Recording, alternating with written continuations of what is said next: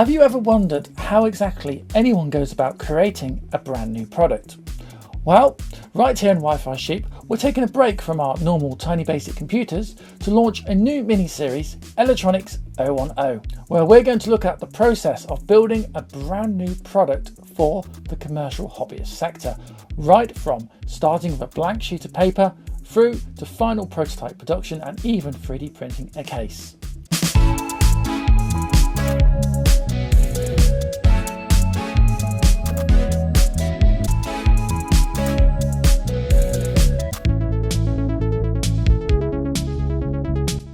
This video series is funded in part by our kind backers on Patreon. Join today from just $3 per month and gain access to exclusive video and project-related downloadable content. Visit patreon.com/Wi-Fi Sheep. Links are in the description to this video.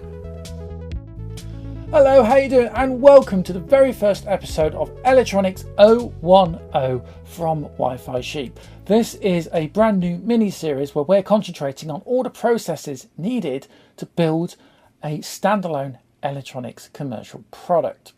Now, I must stress this tutorial series is not actually about how to build the product in question. It's more about the process we'd go through to build something completely from scratch.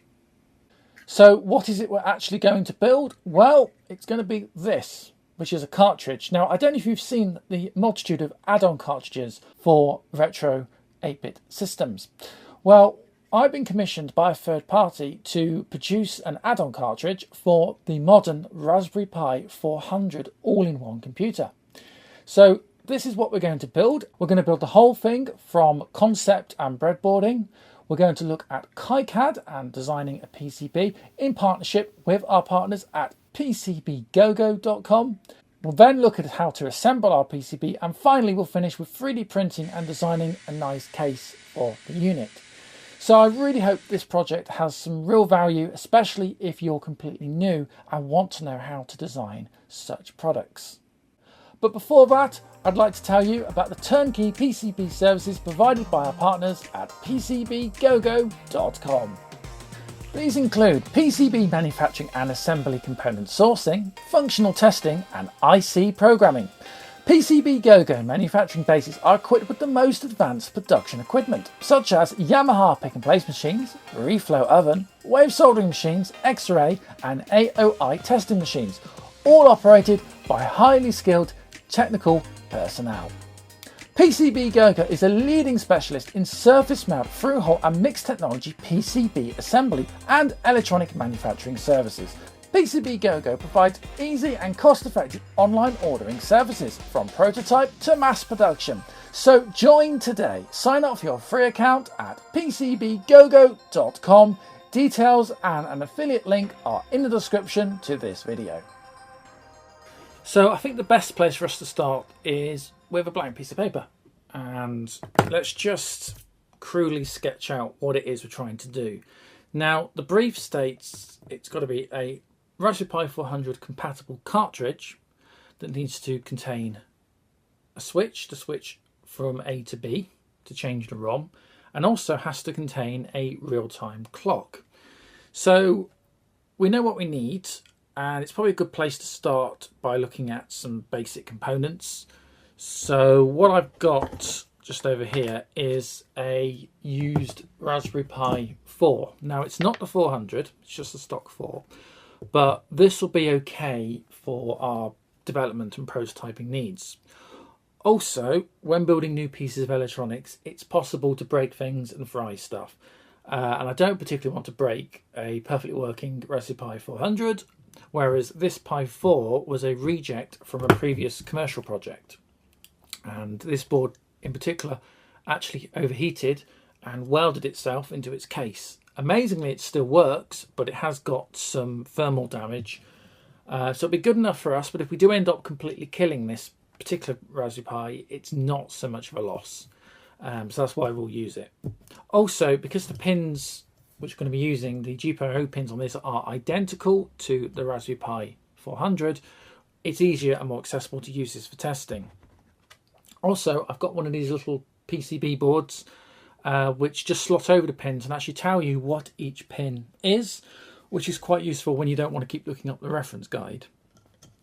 So that slots on like that. We can actually now see pretty much what pin's going to do what. So with components, I've got here tiny little switch. If I can just show you that. There we are. 3-pin switch. We'll come back to how that works in a moment. And also the other requirement was for a real-time clock. Now we could design the entire circuit for a real-time clock, but we could just save ourselves a lot of time and money, especially if this is going to be a commercial product, and we could just use an off-the-shelf real-time clock PCB.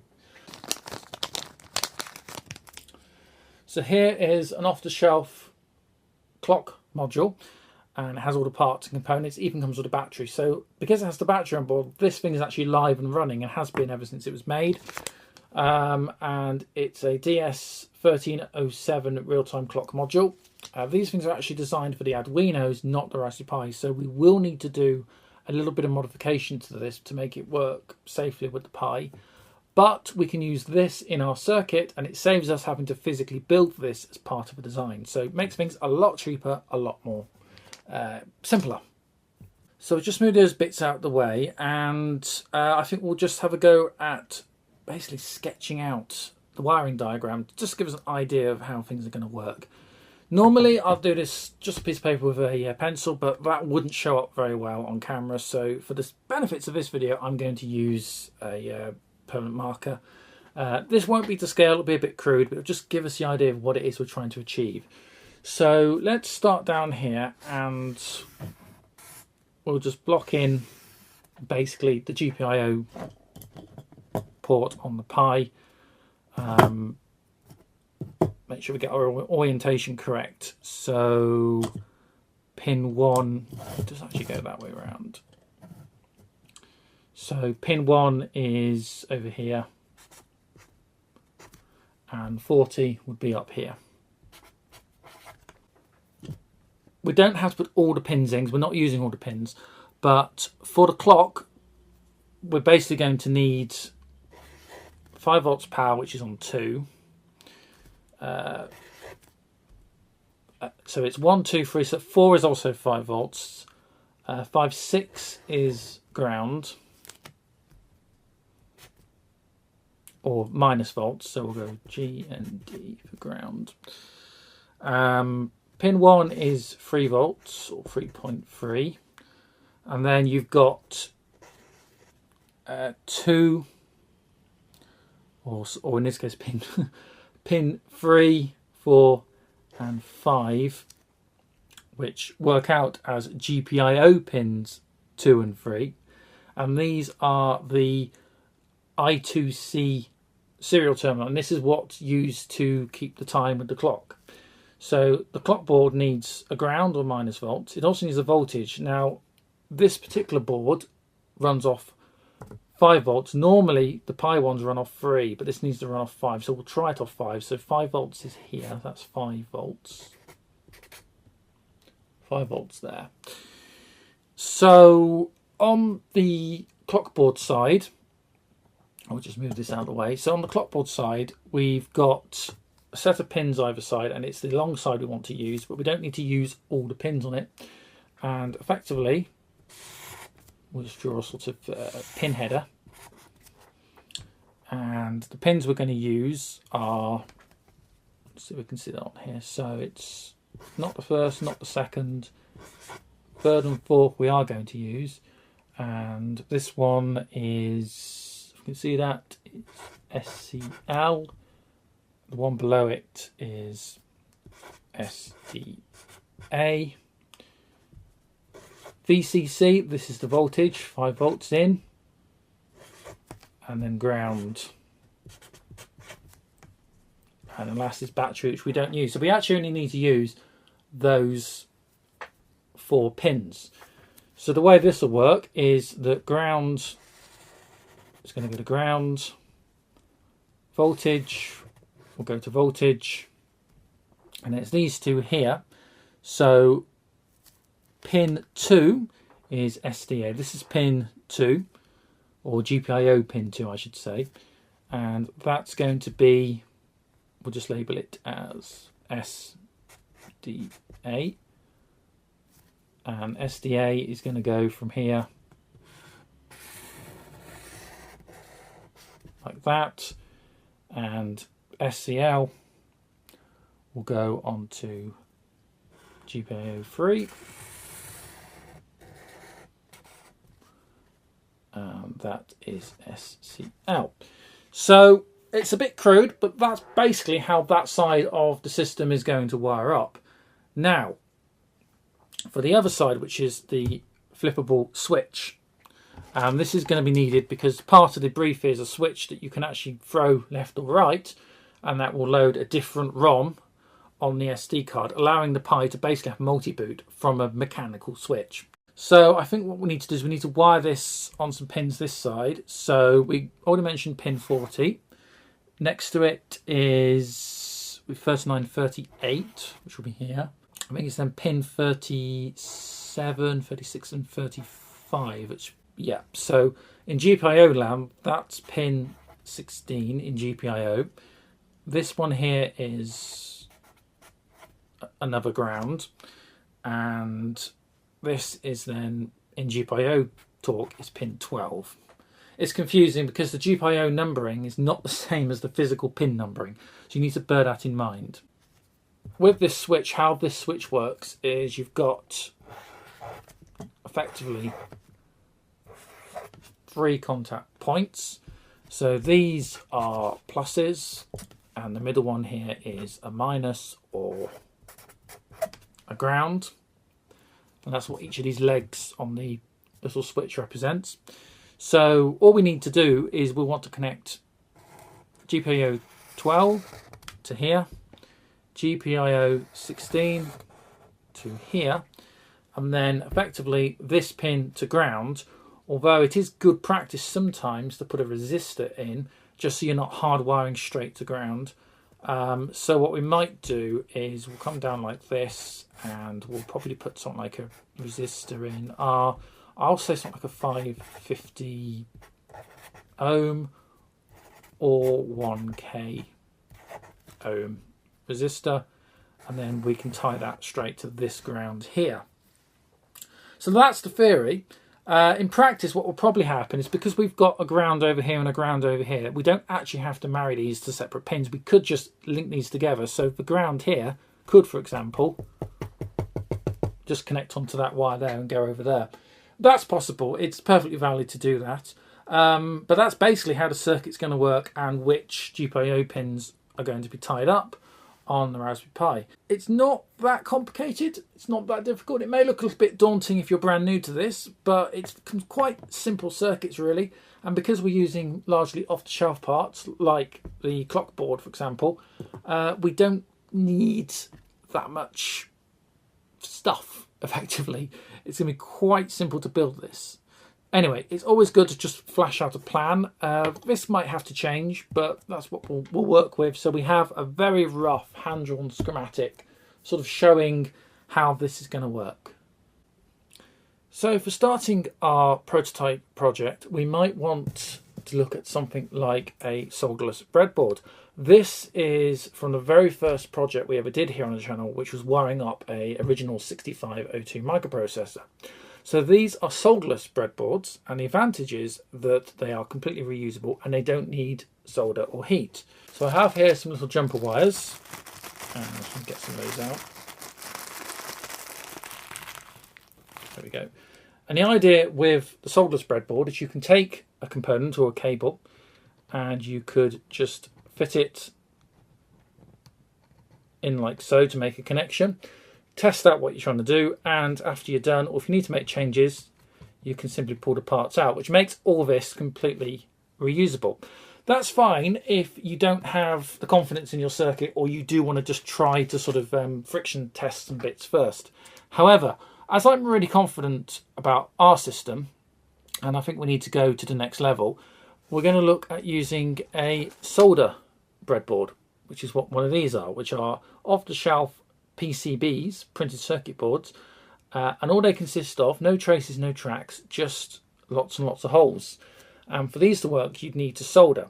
That means that the parts you solder on aren't particularly reusable, and these boards are kind of a one-time shot only. They're not particularly reusable once you start wiring up.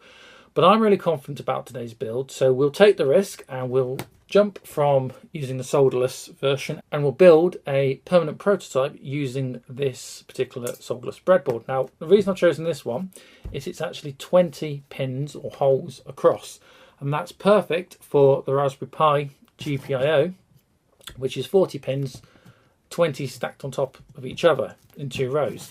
So this will make the perfect base for our cartridge. So to start, I've got this 40 pin right angled header. This is the female sockets one side and the male pins on the rear. And what we'll do is we'll solder these pins into the holes here, and that'll add our connection onto our board, and then we can mount our other components onto the breadboard space. So to do this, I'll push the header in, and I'm just going to pop a bit of blue tack just on the back, just to secure the header, and try and get this as straight as I can. This is really important, because if this is wonky, the whole board will be wonky, and it will make testing difficult. So that's not looking too bad. I'll just show you on camera. Okay, so we'll just mount that upside down. Again, trying to keep things as straight as possible. I think I've just moved that, unfortunately. There we are. Keep that straight as possible. And we'll use a bit of flux. So whenever I'm doing soldering projects, I use Topnic RF800, which is an alcohol-based flux. So it doesn't need cleaning, it will evaporate, but it is rather potent and can make a bit of a mess, so you do need to be careful. It's also corrosive, so you don't really want to get this onto your hands. Use gloves if necessary. So we're just going to clean up these pins the best we can. And then thin core solder. Don't use plumber's solder because it's too thick and not correct. Basically, you'll struggle to use it. Soldering iron, which is heated up. And let's see how well this goes. Whenever I do soldering on the channel, people always moan at me for not doing it right. But what I'm going to do is I'm just going to put first pin in if I can. And final pin down here. And that will just secure the header on. And the reason we don't do all the pins at the moment, we just put the 2 in the corners, is that secure the header on, and we don't want to mount the blue tack, which we can now take off. And the pin header, which, yeah, it stayed relatively straight, that'll be good enough. So this won't move now, and we can solder up the rest of the pins.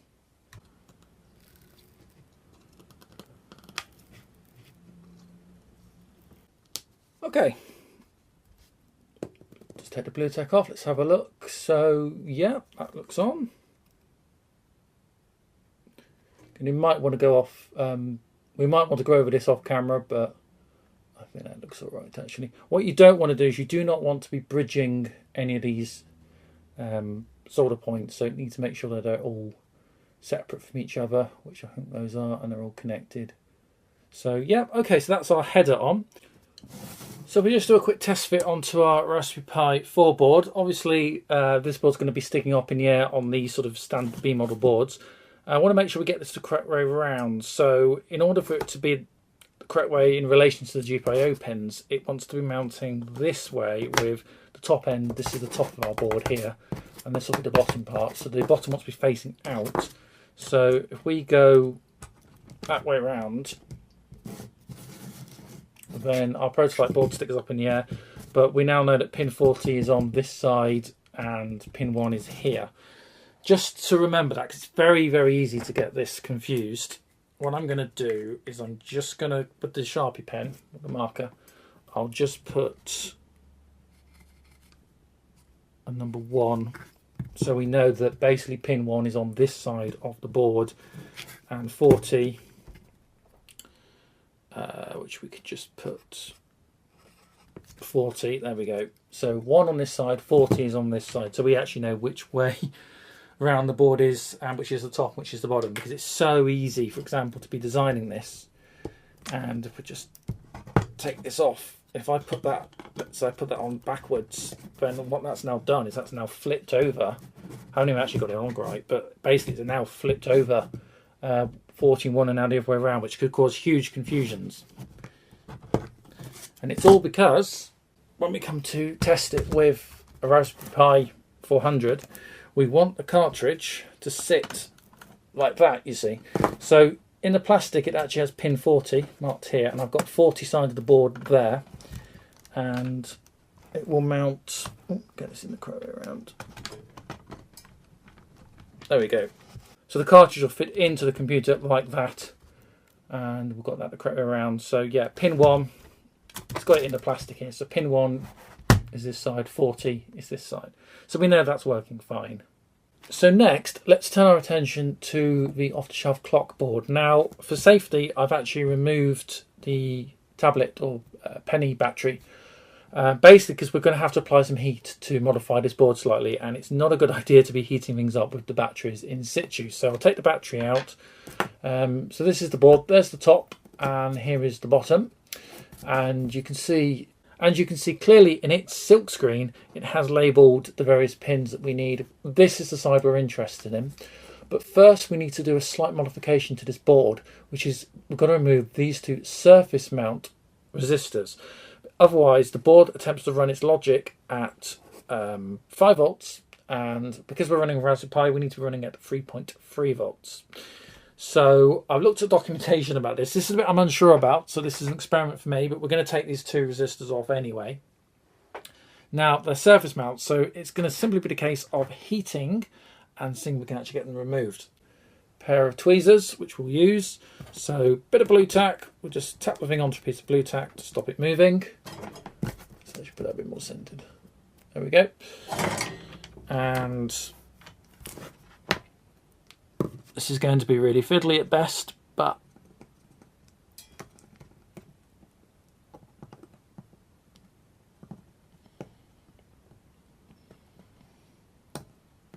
there we go, that's one off.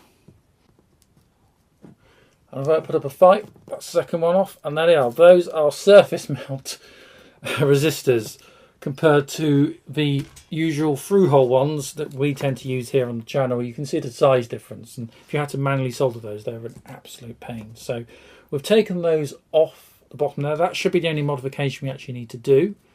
Let's try and move those out of the way. Next we need to fit header to this board down this side. Now, although we don't use all the pins, we do still need to put all the header on, basically for structural soundness, really. So here's a piece of pin header, and we'll just cut that to size. So it's 7 pins we need in all. I've got that right. Not quite.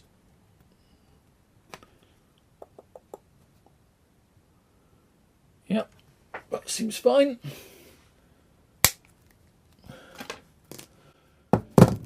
Now, the board's going to go this way down, so this is the top. So we've got to make sure we get the header on the right way.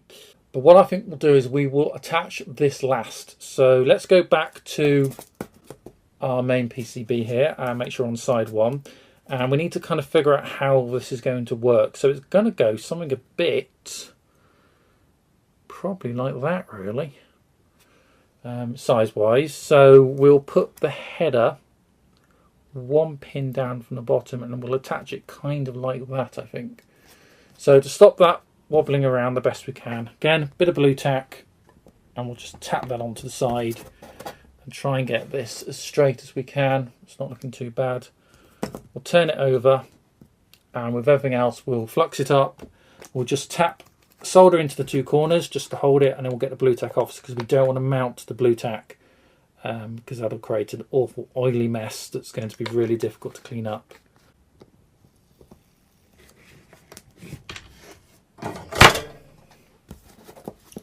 Okay, let's get the blue tack off. That stayed relatively straight. You can use the blue tack further down the board just to hold. And now we'll just put the other pins in. I'd say in all the videos, I'm doing this off camera, so I can't see what I'm doing as well as you can. So I always go over stuff off camera just to make sure that it's okay. That's looking all right. Let's just redo that pin. There we go. Yep, that's looking great. So that piece of pin header is now on side one, and that will mount through there kind of like that, I guess. And then we'll put some solder to secure these pins on that side. So next we'll have a look at where our switch is going to go. Now this wants to go over on the sort of pin 40 side. So I'm kind of guessing maybe something like that, maybe. Try that there, or maybe a little bit further along, something like that. Or do we want to go a little bit higher? It's hard to say, isn't it, really? We'll try that there. So I'll try and use the blue tack again just to secure the switch, stop it moving. And we'll just get that tacked in on the underside.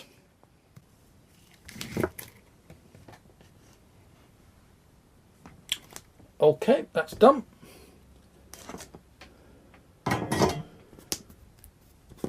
Blue tack off. We've got our switch that side, and we've got the mount point for our real-time clock on that side. So our board's actually coming along now. Now what we've got to do is we have to join everything together. So we've got to attach the correct pins to the correct pins on this side.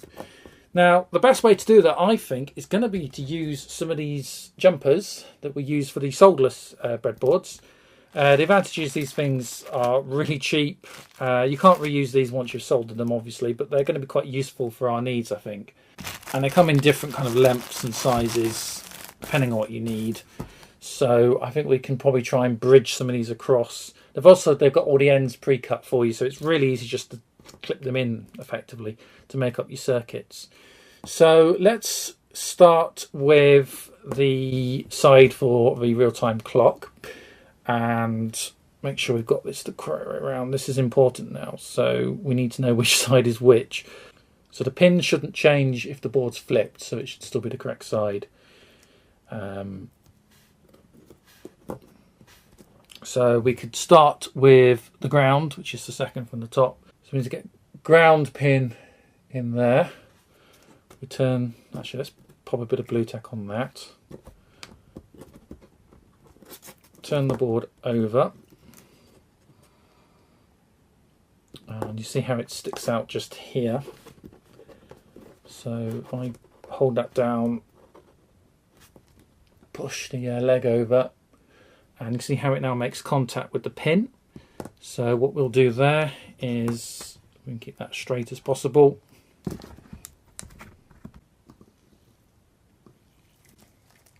And that should connect the ground pin to this piece of wire, and that wire should now be connected into the adjacent hole and not move. We'll take our blue tack off, and then what we can do is we get a pair of pliers. We should be able to sort of bend this round to the pin it needs to go in, which is sort of bend like that, sort of.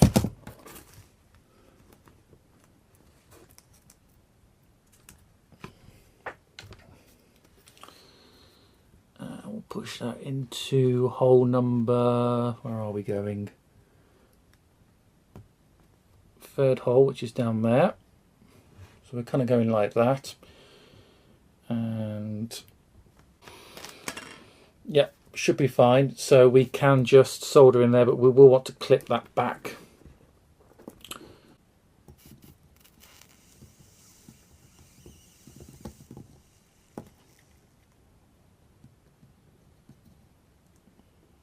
Okay, so that should be ground to ground, and I'm just going to repeat the process now for the other cables on this side. So we'll do a jump cut and we'll come back when I'm done. Okay, so here we are a little bit later, and most of the wiring is in, including for the switch. A little concerned here on the back, this area here is quite congested, and you don't want these pins bridging. You've got 5 volts bridging potentially, so I need to check that just here very carefully to make sure that is actually going to be okay. The other side, 2 wires to the switch straight to the first set of pins here, so no problem there. Last thing I want to do here then is to actually put in a resistor to ground the middle of our switch for the switch selector, so you'll be able to select which operating system you want, A or B, on the switch. So I've got these resistors. I did say I was going to put like a 500 or a 1km, but in the end I've decided I'll go with these, which should be red brown. Should be about 220 ohm resistors, which will be fine for what we need. So I'm just going to bend these legs and we'll pop that in.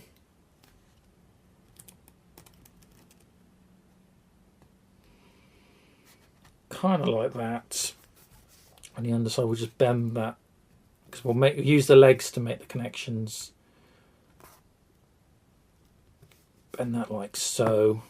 And same with everything else I've done, we'll just flux it up and I'll get that soldered on, both to the pin points and to where the resistor comes through the board, to make sure it's doubly secured.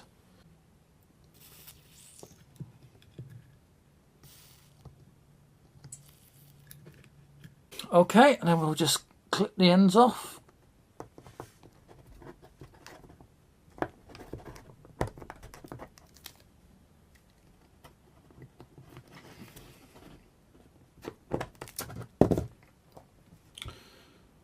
There we go, so something a bit like that.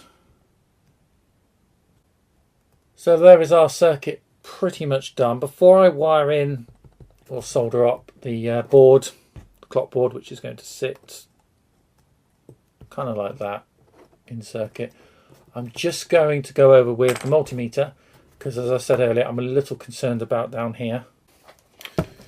So put the multimeter onto continuity mode, which means when the two probes make circuit to each other and make contact, they'll beep. And I just want to make sure that these haven't bridged.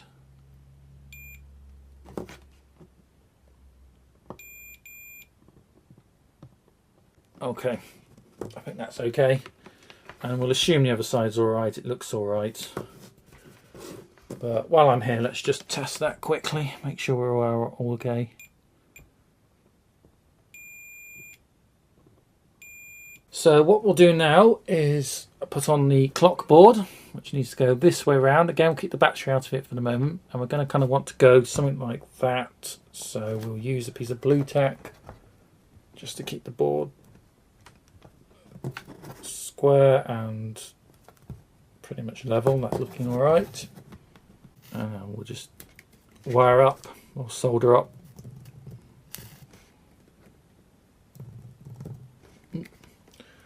Little bit of shakes going on at the minute because I can't see what I'm doing.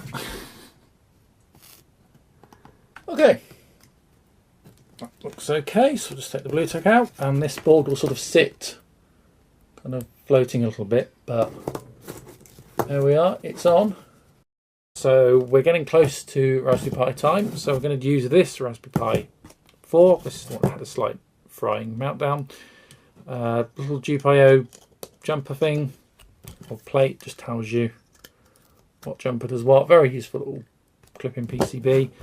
Now, I could just put the board straight in and test, but I just want to test some voltages. So what I'll do is I've got some male-to-male jumper cable, and actually I want male to female. What have I got? That'll create the jumper I need. So what I'll do is I'm just going to put 5 volts through this board so we can test the voltages coming off. So green 5 volts and ground, and make sure we get into the correct pins on this side. So 5 volts in there and ground. That's all I want to do at the minute. So put some power, USB-C power into the Pi. The Raspberry Pi, by the way, has no SD card in, so being a Pi 4, it'll boot into its sort of CMOS kernel, which it kind of has on board in ROM. So let's just power up. So this board doesn't need to do anything, it's just providing power at the minute. Let's make sure our pins are in. So this should now have some power. If I've got this the correct way around. No, I haven't. Okay. And that's what I mean about getting this back to front, because the board sits like that, so it's the lower two are the... Yeah, that's confusing, but... Okay, that should now be the correct way around. So hopefully it hasn't damaged anything. This is why we do testing. Okay. So flip the board over. Let's get the multimeter out. I would say continuity mode, but we actually want to just set it onto normal mode. You can see that in camera. And then I'm just going to find... let's find the ground. And I just want to check some voltages. So, actually we're over this side, aren't we? So black is ground. 5.22 is there. So what's coming out here? 0.40. And so that one's stable. Top line is, I don't know if it's just my connections or if it's wailing around the place, but could you get 5 point, there shouldn't be 5 volts there. So that's saying 5.22, which isn't, shouldn't be, should be 3 point something. So yeah, strange, because, well, it's not, okay, we'll see. Power off, or power to pie off. So, okay, well, it's not 5 volts, since I don't think it is, so let's take that out. Let's put this board actually in. Make sure the pin's in the correct way around, which it is. And we'll just do another test.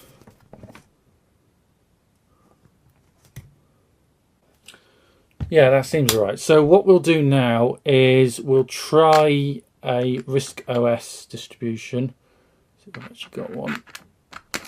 Here we are. Yeah, RISC OS Direct for the 400, which will work in the 4. So we'll pop that in. We'll put some video in, and we'll boot up and see if the clock is working. If the clock is working, we should be able to set the time. So let's get this connector in. That's what I don't like. These Raspberry Pi 4 micro USB thingies are horrible. There we go. Micro USB, micro HDMI things. Don't like them. Anyway, so let's just see what happens. I'll do a power up. Now with an SD card in situ. Okay, so we're into the desktop area, and you can see the time here is not correct at all. No real surprises there. So let's go to configure and time and date, and let's set the time and date up. So it's not 2001, it's 2021. And today is, time recording, today is Saturday the 2nd. Not even August, it's October, Saturday 2nd, and time right now is 13:34.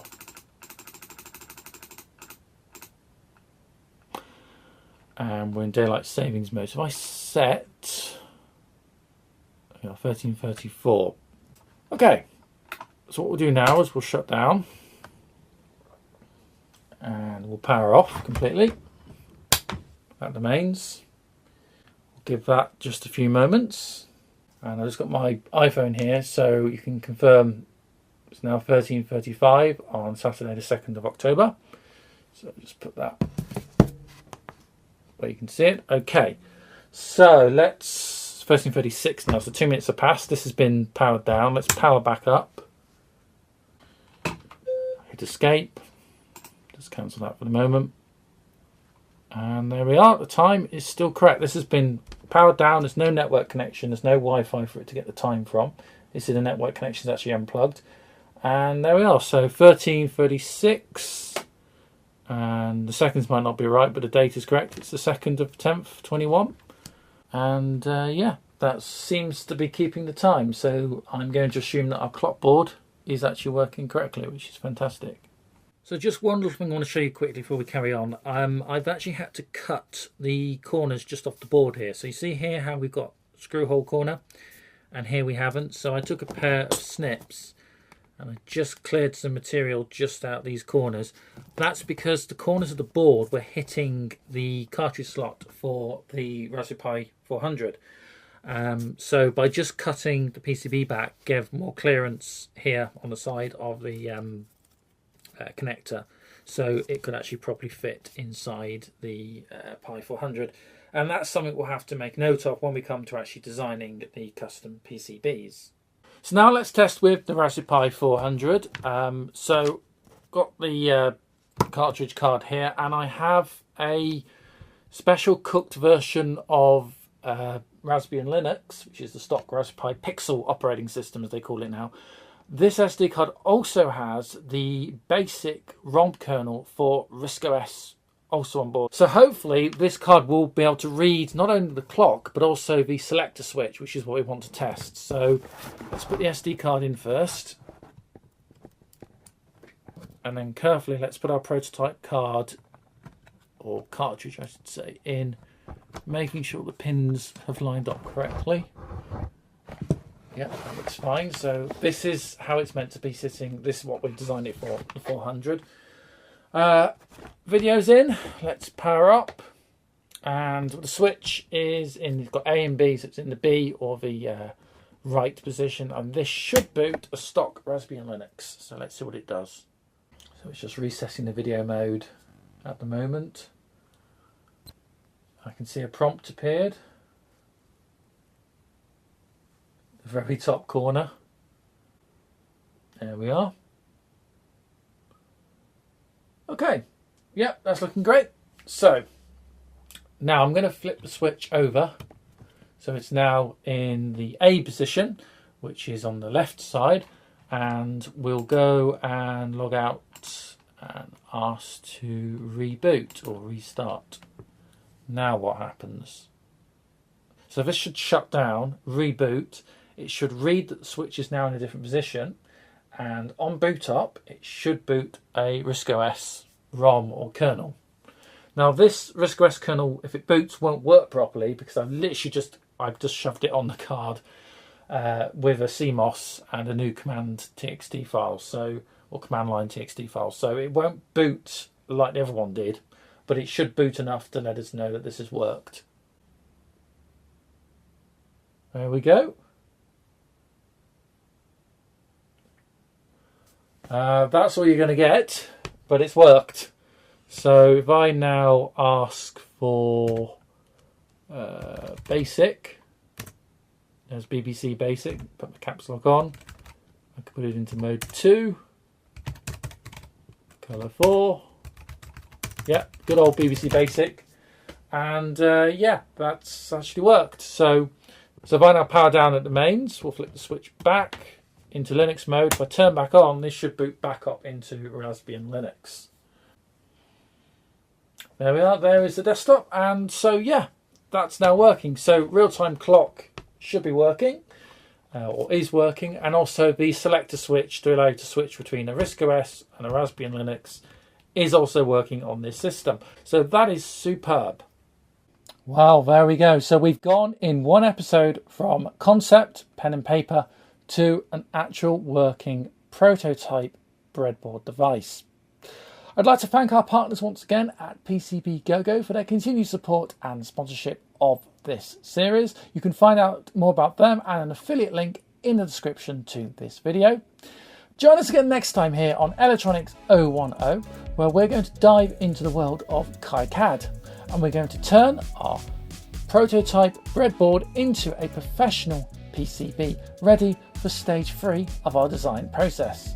If you haven't done already, please do consider liking and subscribing to the channel, And you can follow me on Twitter. It's at Wi-Fi Sheep. That's at Wi-Fi Sheep on Twitter. You've been watching Electronics 010 from Wi-Fi Sheep. Thank you so much for your company, and we'll see you in part 2 real soon. Until next time, bye for now.